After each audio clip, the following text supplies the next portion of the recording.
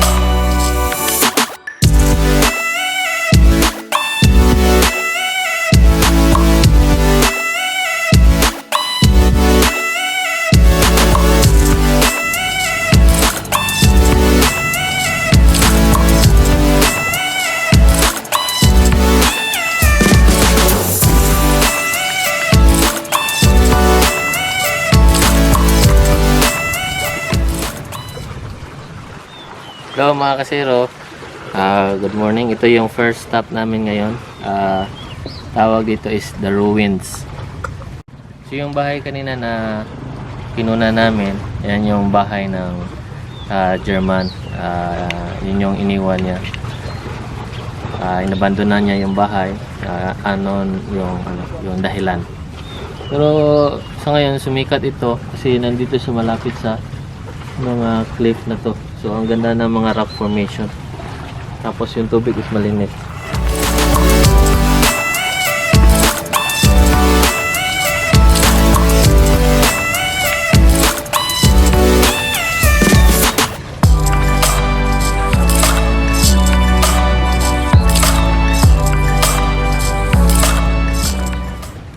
Ayan mga kasero, after doon sa The Ruins, nakarating na kami dito sa Ubo of Mangrove Garden Eco Park. So, tara na, pasok tayo.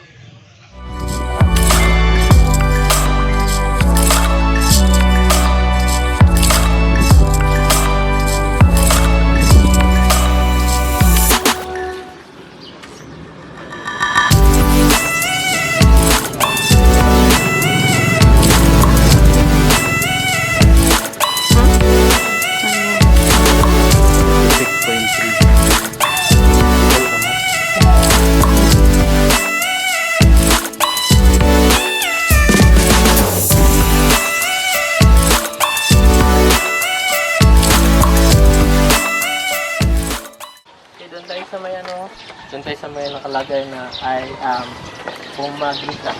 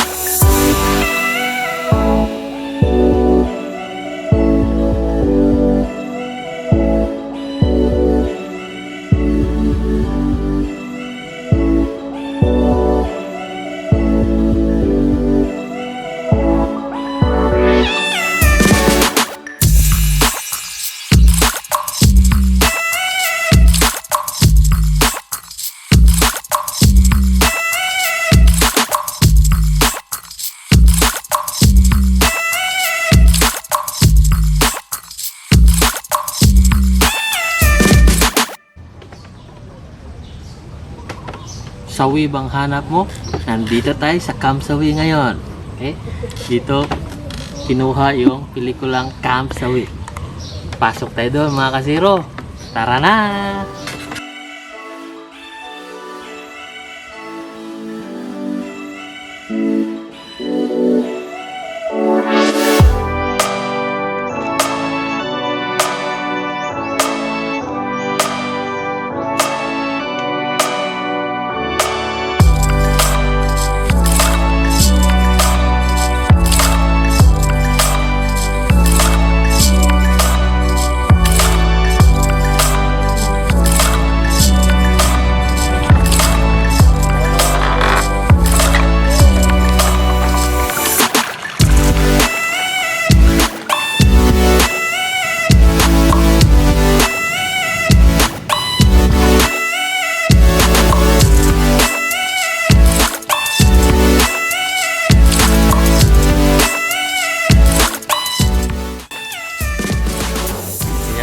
Pero pwedeng mag-fish feeding.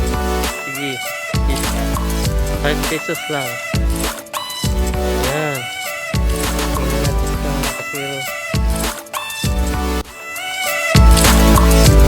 Unahan lang. Unahan lang.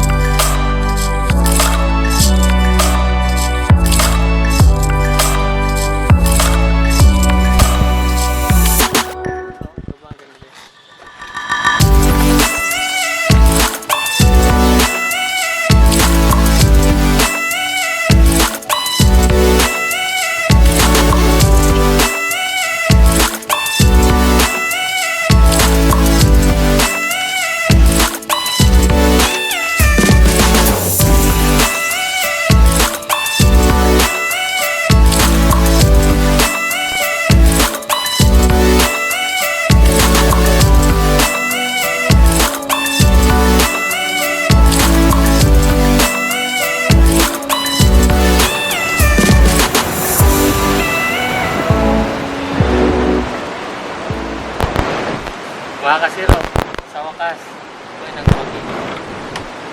Napagwagian ko ang puso nila. Salamat sa suporta mga kasiro. Uy, nagwagi! Mga kanina, sawing-sawi tayo. Ngayon ay waging-wagi na tayo. Kampwagi. Kampwagi. Kampwagi. Ganda ng view mga kasiro. Tingnan nyo. Lahat mangko. Liit ng dagat. Ayan. Yes. Sulit na sulit ang biyahe na to mga kasiro.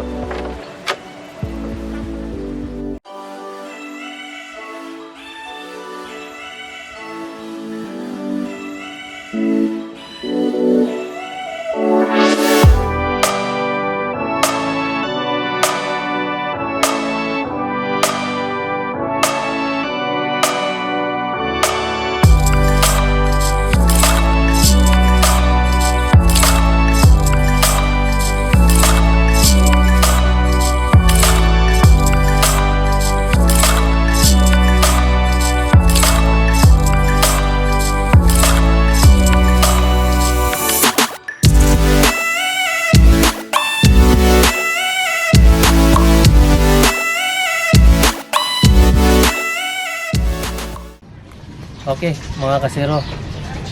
Hinihingal. Anday. Kasi bago lang kami nakalabas. Dito yung exit. So, dito kami kanina mga kasiro. Kaya po. Yung entrance. Papasok. Tapos may restaurant. Tapos yun. Kanina may Kamsawi. Bamboo Tower. Tapos yung isang area na may resting. Yung may resting area. Diyan kami nag-feed ng fish kanina. Ang cute ng mga fish, parang magnet. Kasi pag binibigyan mo ng pagkain, diretso kain. Tapos hanggang doon sa makita mo na yung talagang dagat, nandoon yung Camp Pogi. Tapos dito sa pag-exit, papuntang exit, parang wala na masyadong view. Kaya diretso-diretso na lang kami. Wala na kaming hinto-hinto. Kaya hiningal. Diretso. Okay, so yan po yung ano, Umagiga Mangrove. Okay, so next stop is St. Peter Paul Parish. St. Peter Paul Parish, mga kasiro. So doon tayo, kita-kita tayo ulit.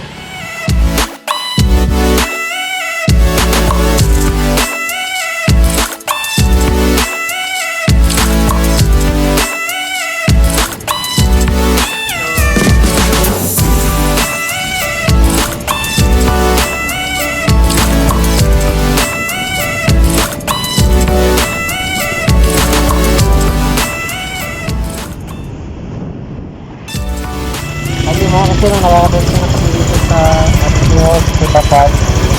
At pasok tayo dyan, baka may pagkain din dyan. Okay, tara na.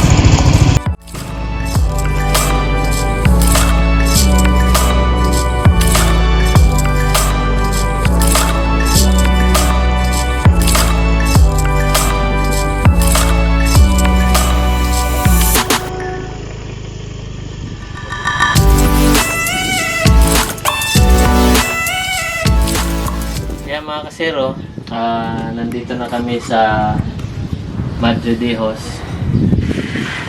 Ito po yung may Baywalk Kota tsaka Kota Park. Ang tawag talaga nito is Kota Park. Pero before that, galing kami sa mangroves na may campsawi. Naging sawi yung sapatos ko. Tingnan nyo. Akala may isa lang. Dalawa sila naging sabi. Tingnan nyo sandali, mga kasero. Balik ko. Wow! Ayun silang kinotong. Mama.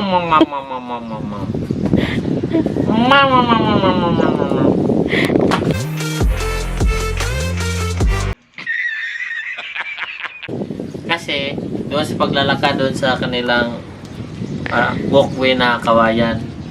Okay, so pahinga muna ng konti. Pagkatapos picture. Punta doon sa kanilang may Baywalk doon, Baywalk.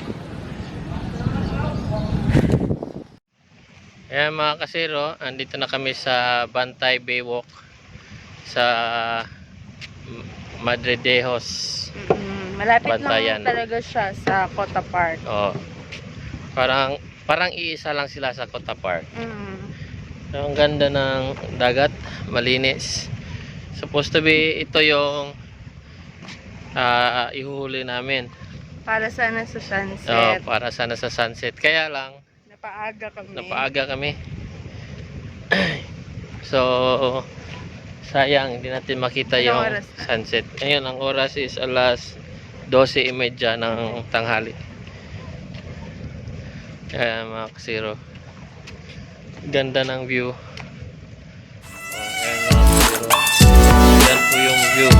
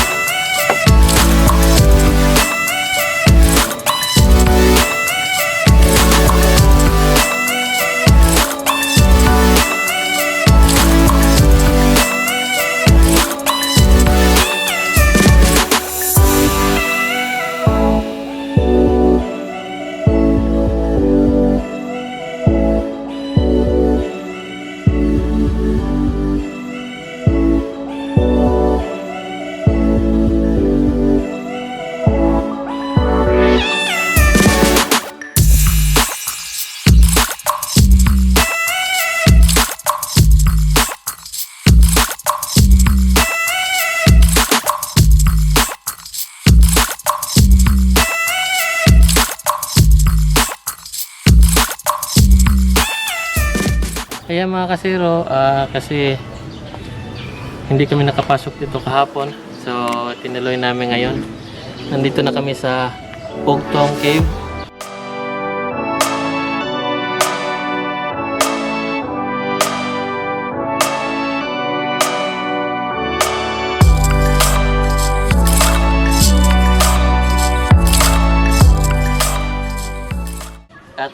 Tapos na kami ng rash guard namin. So tara, punta tayo dun sa Ogtong Cave. Let's go mga kasero.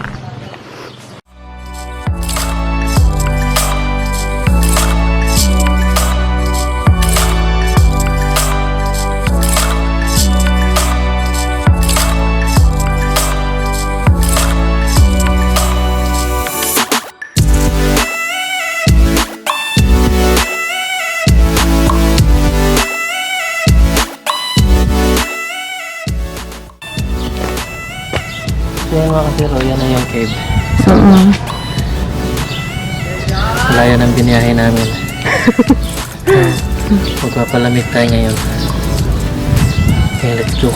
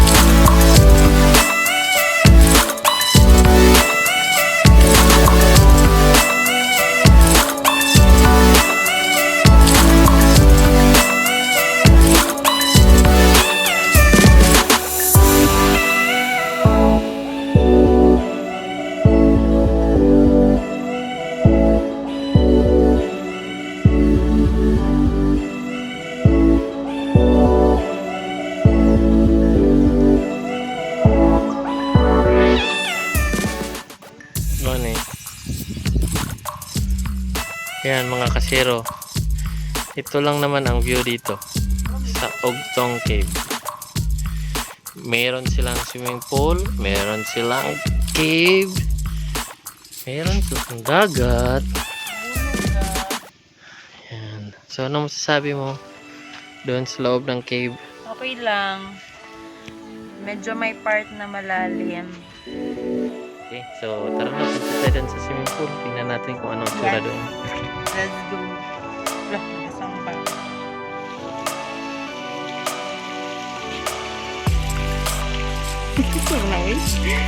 Ay mga kasero, nandito na kami sa pool.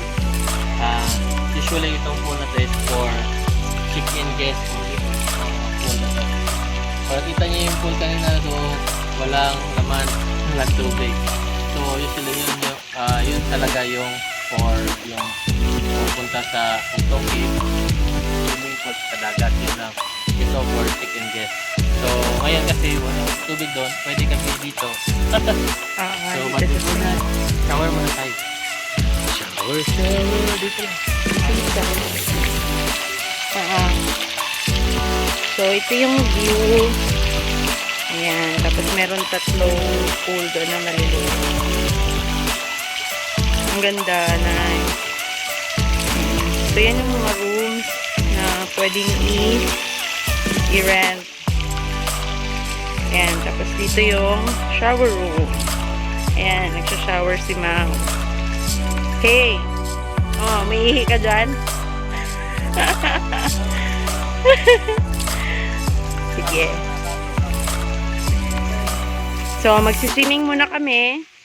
Sa mga hindi pa nakapag-subscribe, please don't forget to like, share, and subscribe.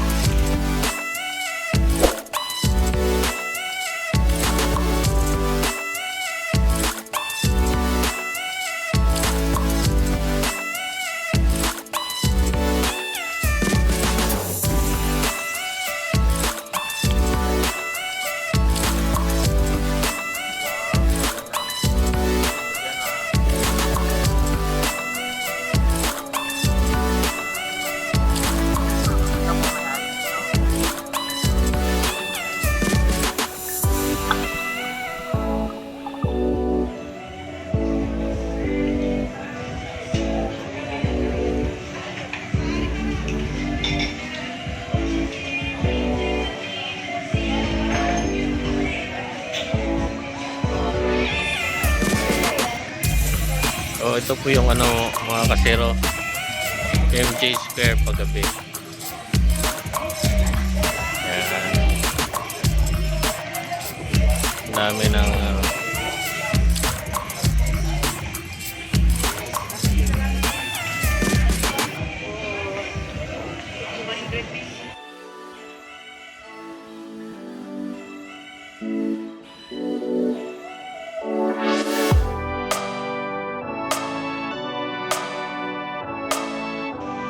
mga kasero, ito yung nasa labas ng MJ Square. Maraming pagkainan.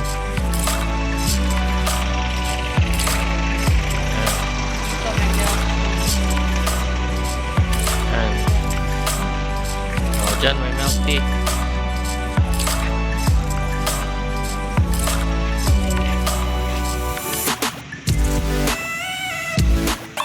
Restaurant, panaming restaurant.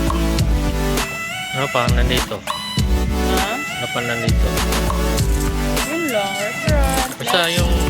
Basta dito malapit sa Santa Fe, ito yung pinaka may maraming kainan. Oo.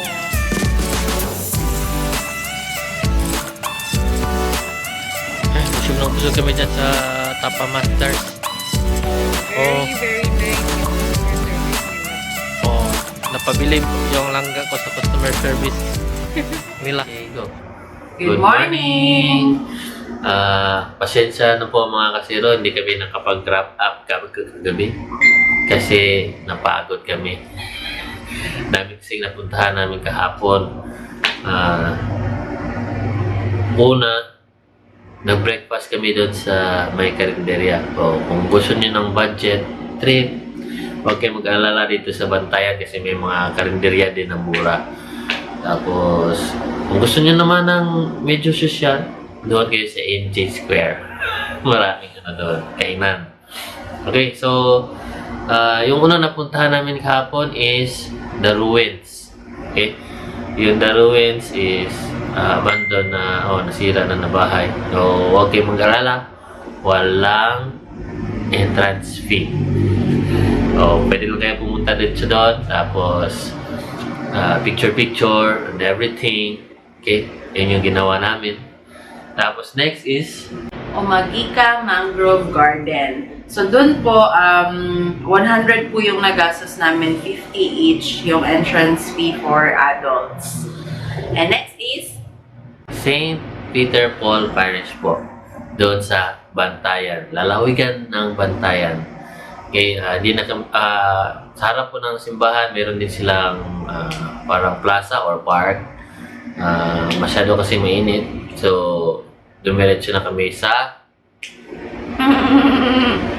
Kota Park. So, yung Kota Park, parang alayo niya. Mga 1 hour, more than 1 hour yung biyahe. Mga 8 kilometers from doon sa St. Peter Paul Parish. Nagmotor lang kasi kami. Brom, So far, yung ano naman, yung kalsada naman, okay naman. Hindi naman siya lubak-lubak, no? Siguro mayroong part, hindi no, galing sa ano. Yun lang sa may yun lang may, pag malapit ka na sa Madridejos, merong kalsada na under repair. Yun lang, konti lang. Pero so far, okay. Maganda yung daanan. Maluwag naman. Tapos walang masyadong sasakyan. So, mga more than 1 hour yung biyahe. So, pagdating namin doon, yung mga nasa low budget, again, walang entrance. So, pwede kang pumasok doon diretso. Wala rin kasing tao doon na wala kang mapagtanungan. Kaya pumasok na lang kami. May iba ding mga turista na pumasok na rin. Tsaka may mga cottages doon. Parang close pa ata kasi siya. Supposed to be may mga restaurant sa loob. Kaya, pero close pa. Wala kang mabibili kasi para siguro dahil sa pandemic. Kaya nag-picture-picture na lang kami doon. Pahinga. Mga 30 minutes ata yung pahinga natin doon. 1 hour pa yun. Nag-enjoy kami sa view, picture, tapos pumunta na rin kami doon sa Bantay Bay Walk. So, yung Bantay Bay Walk, same lang yung entrance niya doon sa Kota Park. Meron lang siyang hagdanan doon, napupunta doon sa parang tower. Anong tawag na? Watchtower. Watchtower, oo. Oo. So yun, walang entrance fee doon. So yung nagastos namin for the entrance fee today, for day 2, is only 100 pesos. O, diba? Tapos, hindi pa kami nakapag-gasolina for today. Wow. Since...